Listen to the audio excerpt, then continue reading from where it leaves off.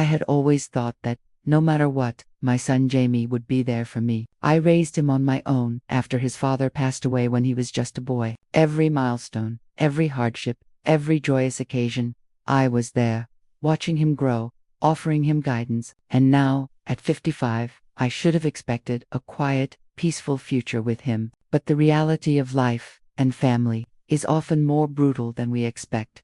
Jamie had been married for 3 years to Angela, a woman who, at first, I thought was the perfect match for him. She was charming, funny, and had a way with people. I always saw the warmth in her eyes when she looked at Jamie, and for a while, I thought that we were all building something special, a new family. Sure, she had her quirks, like anyone else, but she was family. Or, at least, that's what I told myself. That evening, Jamie invited me over for dinner. It had been too long since we had a proper meal together, and I missed the simple, familiar conversations we used to have. I wanted to reconnect with him, to see how his life was unfolding, to remind him that no matter how much he'd grown, I'd always be his mother, ready with open arms. As I drove through the quiet streets of Wisconsin to their home, I couldn't shake the feeling that something was off. Angela had always been a bit distant, but I wrote it off as her being busy with work, or maybe the pressure of marriage settling in. I told myself that maybe I was just overthinking things, but when I pulled up to their house, I noticed the porch light flickering, and the curtains drawn tight in every window. It was odd, but I shrugged it off. Walking up the familiar steps to their door, I rang the bell, and as I waited, I could hear the faint sounds of a conversation coming from inside. The door swung open with a soft creak, and there she stood, Angela, with a tight smile that didn't quite reach her eyes. "Hi, Mom," she said, her voice polite but not warm. "Come on in." I smiled back, trying to brush away the tension that lingered in the air. It was clear that Angela wasn't as enthusiastic about my visit as I had hoped. "Thanks, Angela," I replied, stepping inside. "It's good to see you both." "Dinner's almost ready," she said, leading me to the dining room where Jamie was already sitting at the table, fiddling with his phone. His gaze lifted briefly before returning to the screen, a sign of something I couldn't quite place, a subtle shift, a coolness that hadn't been there before. I took a seat across from him, a sinking feeling forming in the pit of my stomach. This wasn't the warm, loving family dinner I had been imagining. Something wasn't right, but I couldn't quite figure out what it was. "So, how's work going, Jamie?" I asked, trying to break the silence. I knew that his job had been stressful lately, and I wanted to show support, but instead of the eager response I expected, he offered a distracted grunt. "It's fine, Mom," he muttered, his eyes not leaving his phone. "Busy, you know." Angela returned with a steaming pot of food, setting it on the table with more force than necessary. Her movements were sharp, purposeful. She didn't sit down immediately, instead starting to serve the food, all the while avoiding my gaze. I noticed the faint tremble in her hands as she passed me a plate, and for a moment, I wondered if maybe she was just having a bad day. "Everything okay, Angela?" I asked, trying to reach out, to show I cared. "You seem a little tense." Angela didn't respond right away. She glanced at Jamie, and for a brief moment, I saw something flicker in her expression I couldn't quite decipher. When she finally spoke, her voice was tight. "I'm fine, Mom," she said, the word mom feeling forced, as though it left a bitter taste in her mouth. "Just tired, you know." I tried to let it go, telling myself that maybe it was just the stress of marriage, of running a household, but deep down, something told me this wasn't just a passing moment. I could feel the distance, the coldness growing between us, and I couldn't understand why. Jamie, on the other hand, remained mostly silent throughout dinner. He ate quickly, barely looking at me, his focus entirely on his phone. It hurt to see him like this, so distant, so removed. I had been the one to stay up late helping him with school projects, the one who held him when he had his heart broken for the first time. How had we gone from that closeness to this coldness? The conversation drifted from one awkward topic to the next, each of us speaking but not really hearing. I could see the tension building between Angela and me, and it felt suffocating. I pushed the feeling aside, telling myself that this was just a rough patch. They were married. Maybe it was normal for things to feel off sometimes. But then, just as I was beginning to hope the evening might settle into something normal, Angela dropped a bombshell that shattered everything. "Mom," she said, her voice suddenly sharp, "we need to talk." I stopped mid-bite, looking up at her in surprise. She wasn't smiling anymore. Her eyes were cold, calculating, and the room seemed to grow even colder with her words. "What is it, Angela?" I asked, trying to keep my voice calm, though my heart was pounding in my chest. "You've overstayed your welcome," Angela said bluntly, her words cutting through the tension. "This is our home now, not yours. You need to leave." I blinked, stunned. What do you mean, leave? "I'm your family. You're not Jamie's mother," she said, her voice venomous. "You've been acting like you own everything: his life, his decisions, his home. Well, you don't. You're not welcome here anymore." My breath caught in my throat, and I turned to Jamie for support, for some sign that this wasn't real. But he just stared at the table, not meeting my eyes. His silence was the loudest rejection of all. Double quotes, "Jamie, please," I said, my voice cracking. "Tell her this isn't true. You're my son. I've always been there for you." He sighed, avoiding my gaze. "Mom, maybe it's time you understood that things are different now. Angela and I are building our life together. You have to respect that."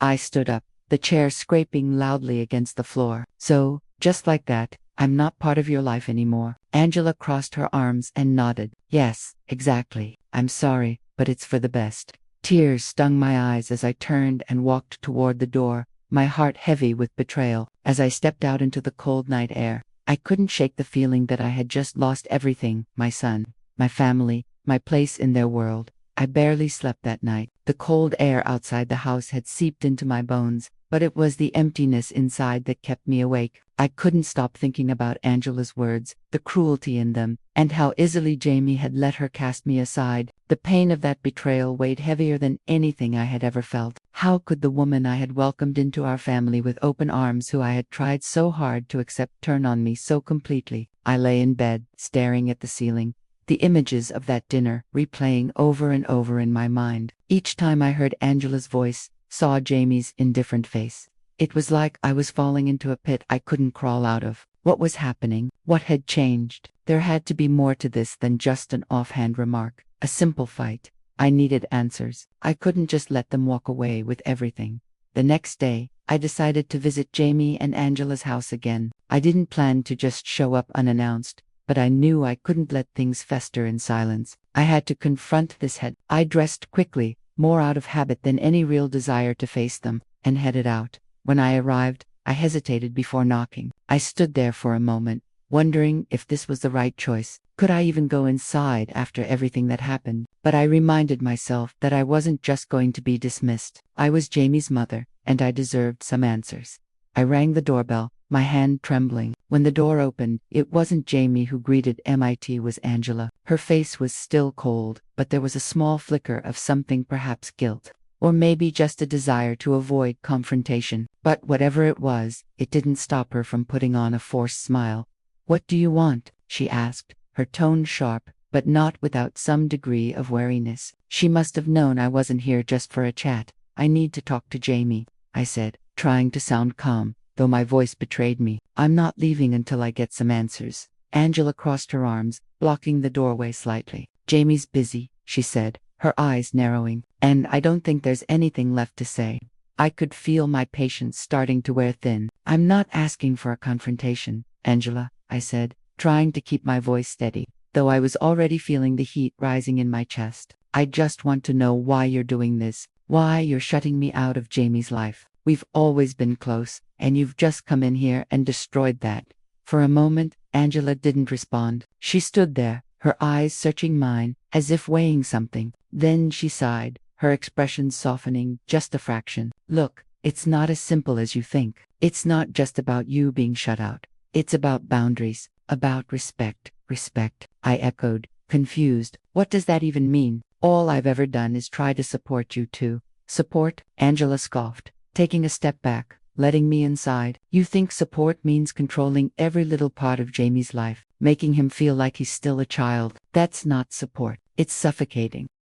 I was taken aback. My heart pounded as I tried to process her words. I thought I had always been there for Jamie, in a healthy, loving way. I'd never forced him into anything. If anything, I had given him space, allowed him to make his own decisions, even when I didn't always agree with them. But Angelucci painted me as the villain in this picture, the overbearing mother who couldn't let go. "Jamie has his own life now," Angela continued, her voice rising, as if daring me to argue. "And if you really loved him, you'd back off. You've already done enough damage." I don't want to see you here again, unless it's to apologize for what you've done.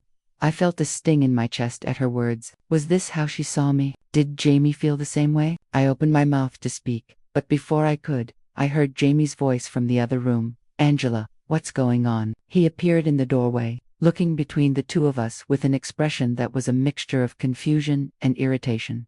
Jamie, thank God you're here, I said, finally finding my voice. I need to talk to you. I can't keep doing this. I've been pushed aside, treated like I'm nothing to you, and I don't understand why. He ran a hand through his hair, clearly torn. He shifted uncomfortably, as though he didn't want to engage in the argument that was unfolding in front of him. Mom, he said, his voice quiet, almost apologetic. I don't think now is the best time for this. Angela and I have been talking. And no, Jamie, I interrupted, my emotions bubbling over. You don't get to brush this off. She's kicking me out of your life, and you're just standing there, letting it happen. I need you to choose. Jamie, do you want me in your life, or are you going to let her push me away? Because I can't keep pretending everything is fine when it's not. Angela stepped forward, her jaw clenched. This isn't about choosing. It's about you respecting our boundaries. You need to understand that Jamie and I are building something that doesn't involve you. My head spun. I wanted to scream, to say everything that was on my mind, but the words wouldn't come. Instead, I turned to Jamie, my voice cracking. Please, Jamie, don't let her tear us apart. You're my son. I raised you. I've always been there for you. How can you stand by and watch her do this to me? Jamie's face softened, but he didn't move. He didn't come to my side, didn't reassure me like I needed him to. Instead, he stepped back and said, I think you should go, Mom. We need space. The words hit me harder than anything Angela had said. I was stunned, betrayed. I turned to leave, the door closing behind me, with a finality I hadn't expected. As I stepped into the night, the tears I had been holding back finally fell. How had we gotten here? What had I done to deserve this? I spent the next few days in a fog, not sure what to do next. Jamie's cold dismissal still echoed in my mind, and every time I tried to call, the line was silent. Angela's words, sharp and bitter, continued to haunt me, and I couldn't make sense of it. My mind kept returning to the same question. What had changed? I'd never felt so utterly alone in my own family. I tried to keep busy. I went to work, handled the mundane tasks of daily life, but nothing could fill the empty space Jamie had left. I went through the motions, hoping that somehow I could shake off this feeling that something wasn't right. But then, one evening, something unexpected happened. I was cleaning out some old boxes in my attic, the ones I had left untouched for years, when I found a small, weathered envelope buried under stacks of forgotten paperwork. The envelope was addressed to Jamie, written in a handwriting I didn't recognize. My heart skipped a beat as I carefully opened it. The letter inside was dated 2 weeks ago, just days before the dinner that had ruined everything. The words on the page were shocking. Jamie, you have to stop being so dependent on your mother. It's not healthy, and it's holding you back. I know it's hard, but you need to make a choice. Your mother is trying to control you, and it's time to cut the cord. Angela is the one who truly cares about you. You can't let your mother keep dictating your life. This is your chance to move forward. You can't keep living in her shadow. I stared at the letter, unable to process what I had just read. The handwriting was familiar, though I couldn't immediately place it. D. Who was D? The letter was like a punch to the gut. It was clear now. Someone had been filling Jamie's head with lies, turning him against me. But who and why? I thought back to all the people in Jamie's life, trying to connect the dots. The letter was written so casually, as if the person knew exactly what they were doing, almost as if they had been planning it for months. As the reality of what I was reading sank in, I felt the familiar stirrings of anger rise within me. Angela had somehow orchestrated this. She had used someone else, perhaps, a friend of Jamie's, or someone from his past, to plant these seeds of doubt. But why? Why was she so determined to push me out of their lives? The letter was a key, a missing piece of the puzzle. I could feel the walls closing in, but at least now, I had a direction. I needed to find out who D was and what influence they had on Jamie. Maybe, just maybe, I could turn things around. I spent the next few days obsessively thinking about the letter. I couldn't let it go. The more I thought about it, the more I realized that Jamie had always been a little more vulnerable than I'd given him credit for. He'd always been sensitive, prone to second-guessing himself, especially when it came to Angela. I knew they had their issues, but I never imagined that it had come to this, someone poisoning his mind against me. The question was, how far had this manipulation gone? And who was Dee? Could this person really have that much influence over Jamie? I called a few of Jamie's old friends, hoping to get a lead, but none of them had any useful information. They all spoke highly of Jamie, but none of them seemed to know anything about this mysterious Dee. It wasn't until a week later that I got the break I was waiting for.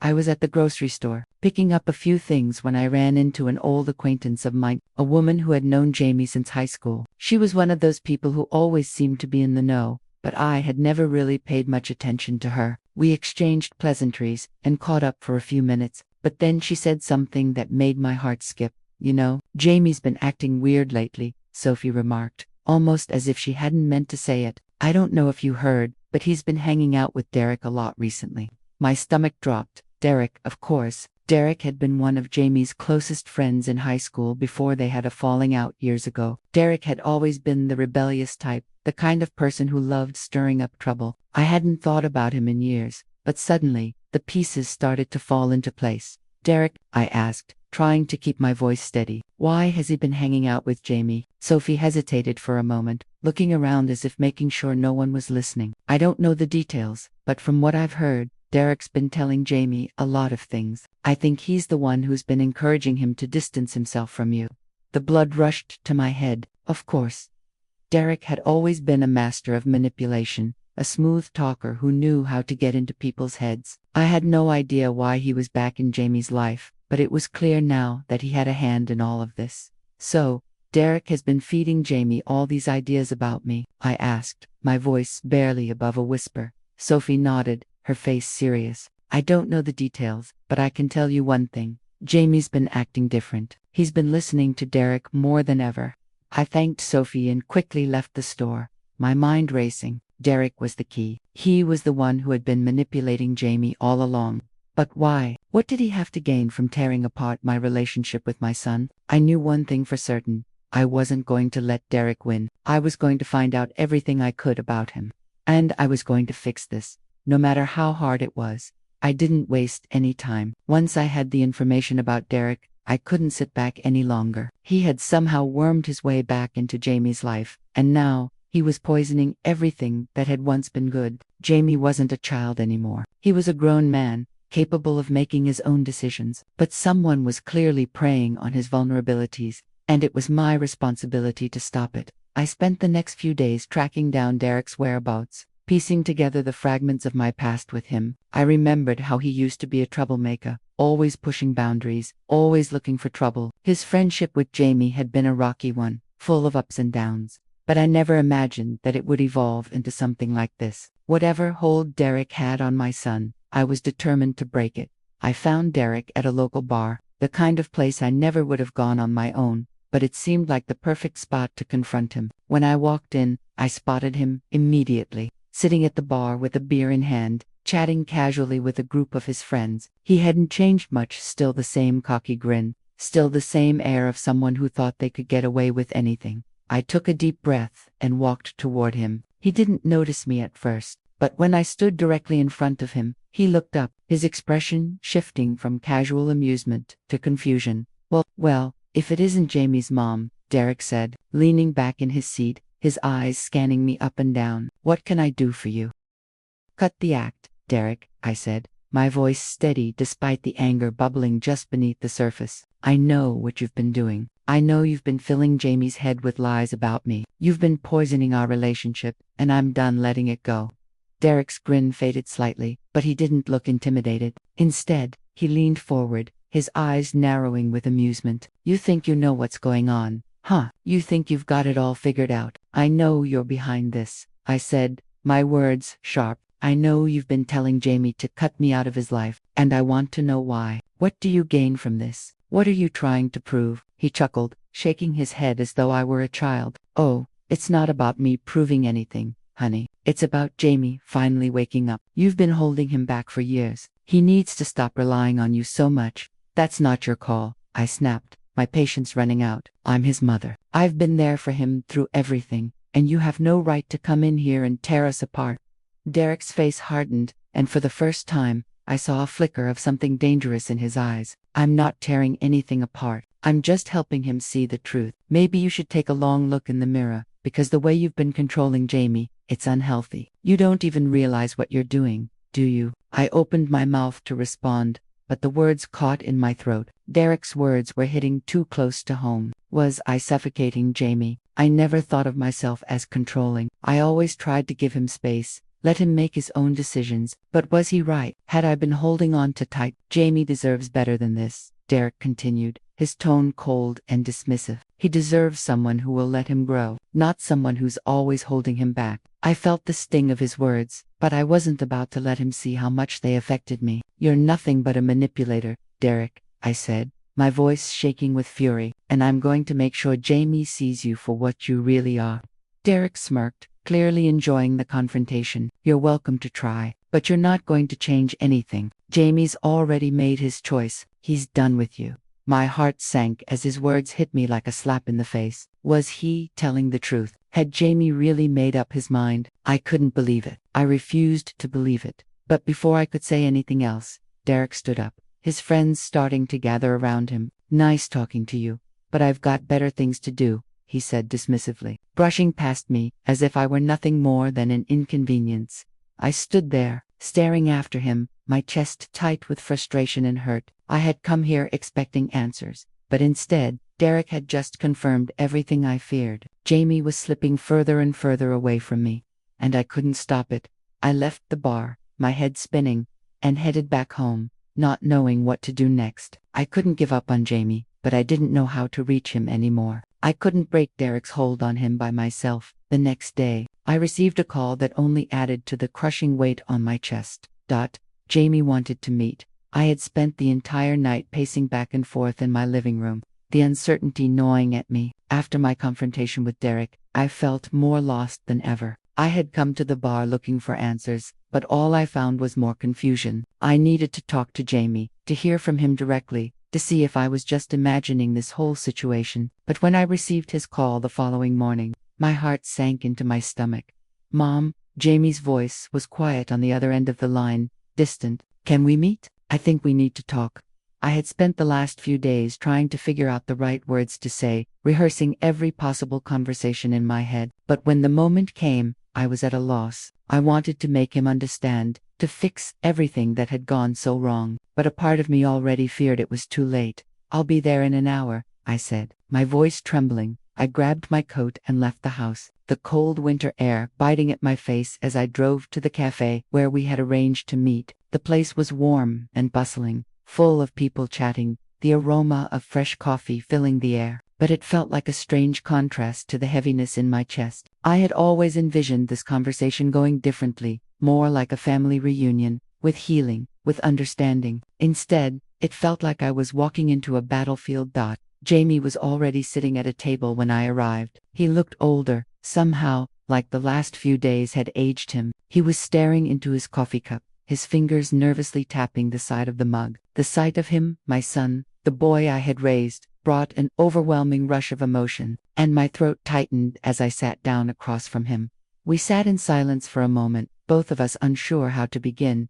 Jamie, I whispered, my voice barely audible, why are you doing this? Why are you letting Derek get into your head like this? Jamie looked up at me, his eyes filled with a mixture of frustration and sadness. Mom, he paused, clearly searching for the right words. I don't know what to tell you. Things haven't been right for a while, and I've been trying to figure things out. I've been talking to Derek because he gets it. He doesn't judge me. He helps me see things differently. I blinked, stunned by his words. Derek, the same Derek who was always trouble, the one who... He's not the same guy anymore, Jamie interrupted, his tone sharper than I expected. You don't understand, Mom. You're still treating me like I'm a kid. You never let me make my own decisions. Every time I try to do something for myself, you jump in and try to control everything. The words hit me like a slap, and for a moment, I couldn't speak. Had I really been like that? Had I been so overbearing that Jamie felt like he couldn't breathe? I thought I was just being protective, but maybe I had taken it too far. I'm not trying to control you, Jamie, I said, my voice cracking with emotion. I've always tried to help, to guide you, but I didn't mean to hold you back. I just want what's best for you. You don't get it, Jamie said, shaking his head. You want what's best for me, but it's always been on your terms. Everything you do is for you, not for me, and I can't keep living like this. I need to find my own way. And Derek's been the only one who's been helping me do that. I felt the weight of his words sinking in, and it was like the ground beneath me had vanished. The reality of what he was saying stung. I wasn't the person he needed anymore. I had spent so many years thinking I was doing the right thing by being there for him, but all along, I had been unintentionally suffocating him. The thought of losing him to Derek, to someone who had never had my best interests at heart, made my stomach churn with anger and sorrow. So, that's it, I whispered, trying to hold back the tears that threatened to spill. You're just going to walk away from everything, from me. Jamie's face softened,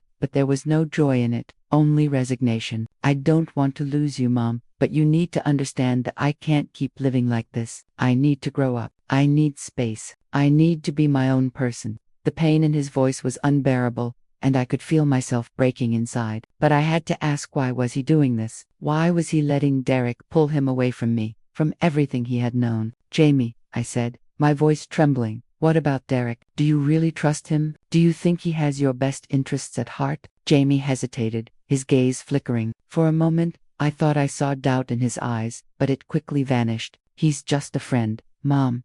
He's not trying to hurt me. He's just showing me that there's more to life than what I've been stuck in. I wanted to scream, to shake him and make him see how wrong Derek was. But I knew I couldn't force him. This wasn't about me. It was about Jamie finding his own path, even if it was one that led away from me. I don't know what else to say, I whispered, my voice breaking. I just want you to come back, to see me, to see the family. I don't want to lose you, Jamie. Jamie looked at me, his face torn. For a moment, it seemed like he might change his mind, but then he shook his head. I can't, Mom.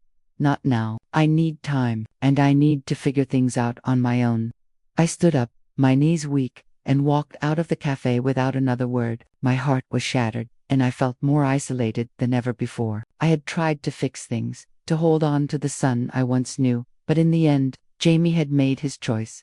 The question now was, could I ever reach him again? I spent the next few days in a haze, replaying my conversation with Jamie over and over in my mind. Every word he said, every glance, every hesitation, it all gnawed at me. He had made his choice, or so he thought, but I couldn't accept it. Derek had manipulated him, and I refused to sit idly by while my son's future was shaped by someone who had no business in our lives. But there was still something missing. I needed leverage, something I could use to open Jamie's eyes, to show him that Derek wasn't the friend he thought he was. I knew Derek knew him from Jamie's high school days, when he was nothing more than a troublemaker, a bad influence on my son. But could he have really changed? Could he have truly become the person Jamie believed him to be? I decided to dig deeper. I spent hours combing through old records, asking around, trying to learn anything I could about Derek's past. I knew it wasn't enough to just confront him. I had to find something that would shake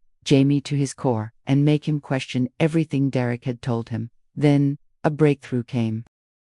It wasn't from one of Jamie's old friends, who were all too eager to remain neutral. It wasn't from a conversation at a bar or a chance encounter at the grocery store. It came from an old acquaintance of mine, Rachel, a woman who had dated Derek for a brief period during his late teens. She hadn't kept in touch with him for years, but when I reached out, she was more than willing to help. I know you're trying to figure out what's going on with Derek, Rachel said when I called her. And if you really want to know, I think it's time you heard the truth. Her voice was low, almost conspiratorial. I could tell she didn't want to be involved, but something in her tone made me believe she knew more than she was letting on. What truth? I asked, my voice tight with anticipation. Rachel sighed, clearly weighing her words carefully. Derek's always had a way of making people think he's this charming, misunderstood guy. But the truth is, he's a manipulator. He's done things I never told Jamie, things he's kept hidden. You're not the only one he's hurt. I was silent for a moment, trying to piece together what Rachel was saying. What kind of things? She hesitated, then spoke quickly, as if once the words were out, she couldn't take them back. He got into some serious trouble when he was younger. He was involved in some shady business, debt collectors, gambling. He had a reputation for being able to talk his way into and out of situations. But what you don't know is that he almost got arrested. Jamie didn't know about any of it. I felt the blood rush to my head as I processed her words. Derek had a past, one that he had carefully hidden from Jamie, from everyone. If Jamie knew, would he still look up to him the same way? Would he still think of him as a friend? There's more, Rachel continued. He was involved in some illegal stuff with a few people who weren't exactly the type you want your son hanging around with. Jamie never knew because Derek always made sure to stay one step ahead of the law. He's always been good at playing people, getting them to believe whatever he wants them to. And now he's doing it to Jamie. I could barely breathe. This was the smoking gun I needed. If Jamie knew what Derek had done, what he was still capable of, maybe he would see through the facade. Rachel, I said, trying to steady my voice, do you have proof? Anything I can show Jamie. I don't have anything concrete, she said, but I do have a letter. One that Derek sent me a few years ago, when things got really bad. It's all in there, his involvement with those people, the way he got out of the mess. If you really want to help Jamie, you need to get your hands on that letter. Rachel agreed to meet me the following day to give me the letter. My heart raced as I hung up the phone. This was it. This was the piece of the puzzle I had been looking for. I could finally show Jamie the truth about Derek. I could pull him back from the edge before it was too late. The next day, I drove to meet Rachel. We met at a quiet cafe, and she handed me the envelope. The moment I held it in my hands, I could feel the weight of it both literally and figuratively. Inside, there was everything I needed. Details of Derek's past, his criminal connections, his lies. I left the cafe with the letter clenched tightly in my hand, knowing that I was about to make a choice. I could either confront Jamie with this truth and risk losing him forever, or I could let him continue down this dangerous path, believing the lies Derek had fed him. As I sat in my car, staring at the envelope, I realized something. I wasn't doing this just for me. I was doing it for Jamie. I had to show him the truth, no matter the cost. I couldn't delay it any longer. My hands shook as I held the envelope containing the damning letter. I had the proof, the truth that could shatter everything Derek had built, everything he had used to manipulate Jamie. But I wasn't sure what would happen once I showed Jamie the letter. I had been pushed so far away, so deeply hurt by his refusal to see the truth, that I didn't know if he would even listen to me anymore.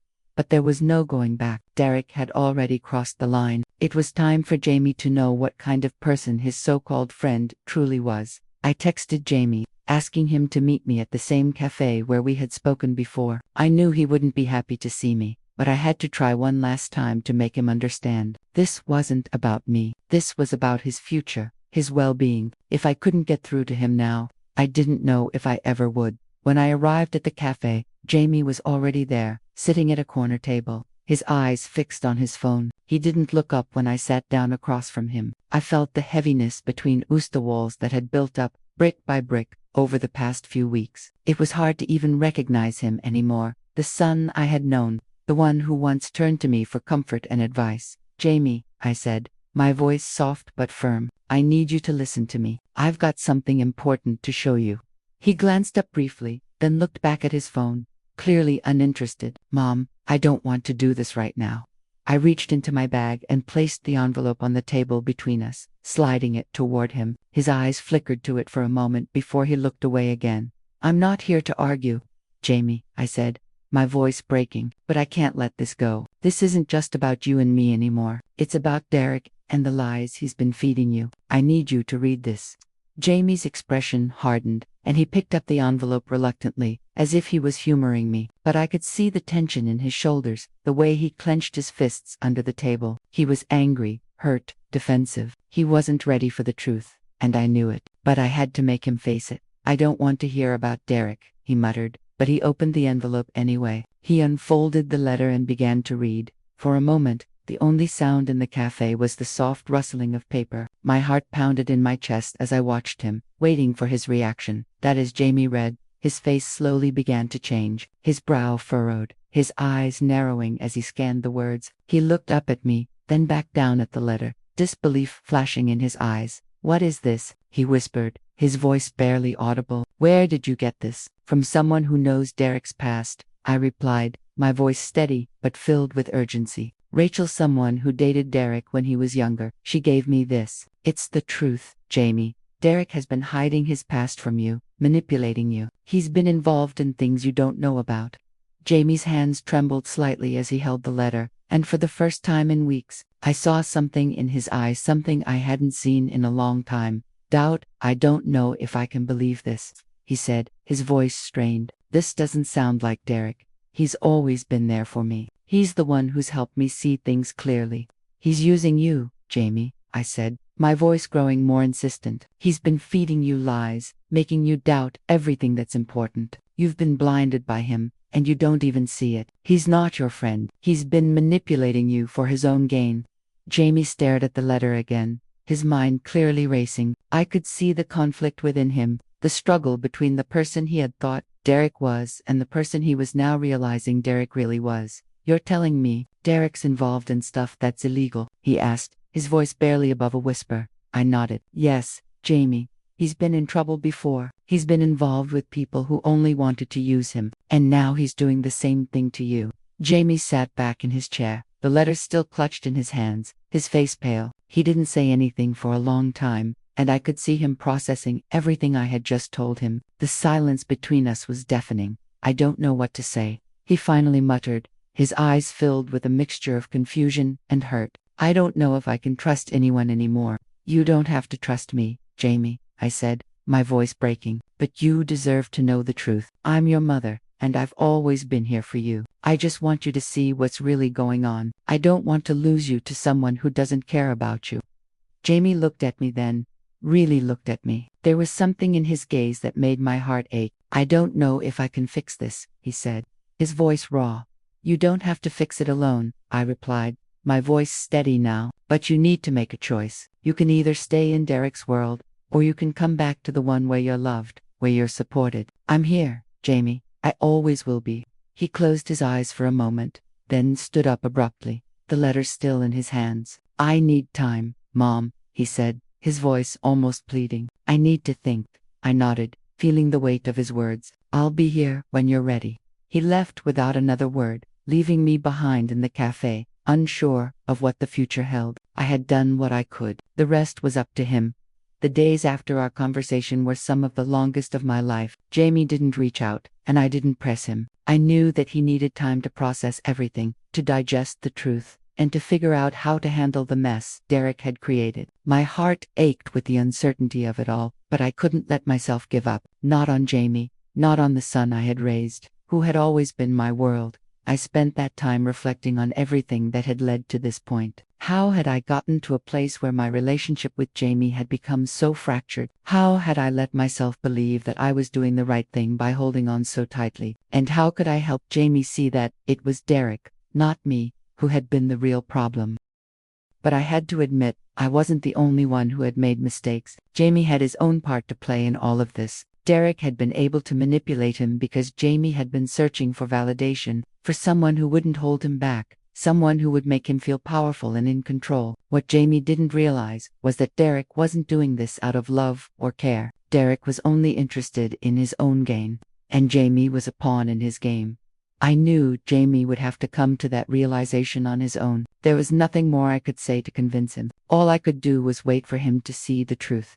It was a week before Jamie called me. I was sitting in the living room, going over some paperwork, when my phone rang. The caller ID showed Jamie's name, and my heart skipped. I quickly answered, trying to calm the nerves that had been building since the moment I'd last seen him. Mom. Jamie's voice was hesitant, but there was something in it that gave me hope. Can we talk? Of course, Jamie, I said, my voice steady but filled with relief. Where are you? I'm on my way to your house. I've been thinking about everything, about you, about Derek, and I'm sorry, Mom. I've been a fool. I couldn't hold back the tears any longer. It's okay, Jamie, I whispered. You don't have to apologize. I just want you to be okay. When he arrived, I could see the weight on his shoulders. He looked tired, worn out, but there was something in his eyes, an openness, a willingness to listen. We sat down together, and Jamie started talking, explaining how he had been feeling lost and how Derek had preyed on that vulnerability. He admitted that he had been so desperate to escape from my influence that he had allowed Derek to manipulate him, to make him believe that I was the problem. I don't know what I was thinking, Jamie said, his voice thick with emotion. I've been so stupid. Derek, he used me. He made me think that I needed to push you away to be my own person, and I let him tear us apart. I reached out and took his hand, squeezing it gently. You're not stupid, Jamie. You're just human. We all make mistakes. I'm sorry, Mom, he repeated, his eyes filled with regret. I should have never pushed you away. You've always been there for me, and I took you for granted. I can't believe I let Derek get to me like that. I shook my head, brushing away my own tears. It's okay, sweetheart. What matters is that you see the truth now, and you're here. We can fix this together. And just like that, the walls that had seemed so impenetrable between us started to crumble. There were no magic words, no easy fixes, but we had taken the first step toward rebuilding what had been broken. The journey wouldn't be easy, but it was one I was willing to take. For Jamie, for us. As we sat there, talking late into the night, Jamie told me everything he had learned about Derek. He had confronted him, and Derek had tried to deny everything, but it was too late. Jamie had already seen the truth for himself, and Derek's hold over him was finally broken. It felt like the first real breath of fresh air in weeks. I've cut ties with him, Jamie said quietly. I don't need him anymore. I've got you, Mom. That's all I need. I smiled, a sense of peace washing over me. I'm so proud of you, Jamie. You're stronger than you think. We didn't need to say much more. The damage Derek had caused was still there, but Jamie had made the choice to come back to the people who loved him, and in that moment, I knew we could rebuild. We would rebuild.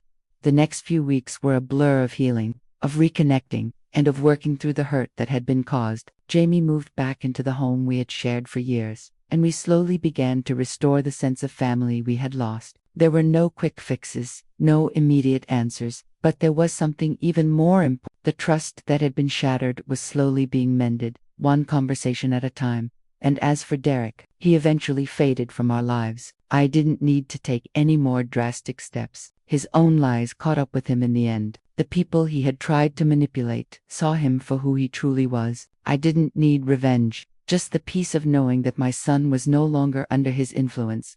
A few months later, Jamie came to me with a small smile, handing me a picture frame. It was a photo of the two of us, taken years ago, before everything went wrong. I hadn't seen it in ages. I think we need a new picture, Mom, he said softly. A better one, together.